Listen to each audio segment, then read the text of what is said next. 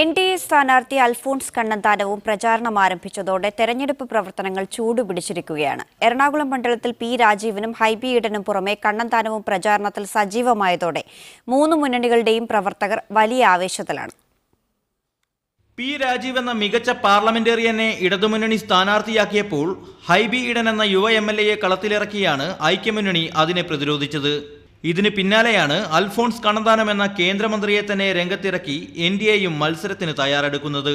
സ്ഥാനാർത്ഥിയെ നേരത്തെ പ്രഖ്യാപിച്ച ഇടതുപക്ഷം തന്നെയാണ് പ്രചാരണ രംഗത്തും എറണാകുളത്ത് ഏറെ മുന്നിലുള്ളത്. രണ്ടാം ഘട്ട പ്രചരണം ആരംഭിച്ചതോടെ വലിയ ആവേശത്തിലാണ് മുന്നണി പ്രവർത്തകർ. ചൂടിനെ പോലും വകവയ്ക്കാതെ വല്ലാത്ത ആവേശം എല്ലായിടത്തും ജനങ്ങൾ പ്രകടിപ്പിക്കുന്നുണ്ട്. മുന്നണി പ്രവർത്തകരുണ്ട്, അല്ലാത്ത ആളുകളുണ്ട്. മണിക്കൂറുകളോളമാണ് അവർ കാത്തു നിൽക്കുന്നത്. വളരെ ആവേശകരമാണ് 2 ദിവസത്തെയും പ്രചരണത്തിന്റെ അനുഭവം എന്നുള്ളത്. സ്ഥാനാർത്ഥി പ്രഖ്യാപനം വന്ന് ഒരാഴ്ച കൊണ്ട് തന്നെ പ്രചാരണ രംഗത്ത് സജീവമാകാൻ UDFന് സാധിച്ചിട്ടുണ്ട്. റോഡ് ഷോകളും സൗഹൃദ സന്ദർശനങ്ങളും ഒരേ നിലയിൽ നടക്കുമ്പോഴും വികസന നേട്ടങ്ങൾ എണ്ണിപ്പറഞ്ഞാണ് ഹൈബി ഈഡൻ വോട്ടർമാരെ സമീപിക്കുന്നത്. കഴിഞ്ഞ 8 വർഷക്കാലം ഇവിടുത്തെ ജനപ്രതിനിധി എന്നുള്ള രീതിയിൽ എൻ്റെ പ്രവർത്തനങ്ങൾ വിലയിരുത്തപ്പെട്ടിട്ടുള്ള ഒരു മണ്ഡലമാണ് എറണാകുളം.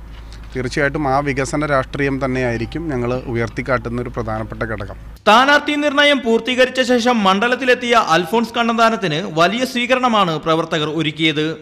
സൗഹൃദ സന്ദർശനങ്ങൾ വേഗത്തിൽ പൂർത്തീകരിച്ച് പ്രചാരണ രംഗത്ത് സജീവമാകാനാണ് എൻ.ഡി.എയുടെ ശ്രമം. ഈ ഇലക്ഷൻ എന്ന് പറഞ്ഞാൽ ഇത് പ്രധാനമന്ത്രി നരേന്ദ്രമോദിക്കുള്ള ഒരു മാൻഡേറ്റാണ്.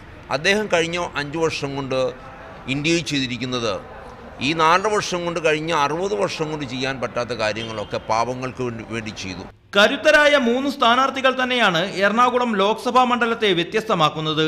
സ്ഥാനാർത്ഥികൾക്ക് പുറമെ പ്രവർത്തകർ കൂടി സജീവമായതോടെ വേനൽ ചൂടിനേക്കാൾ കടുപ്പമേറുകയാണ് എറണാകുളത്തെ മത്സര ചൂടിന്. Levin K Vijayan, media 1, Kochi.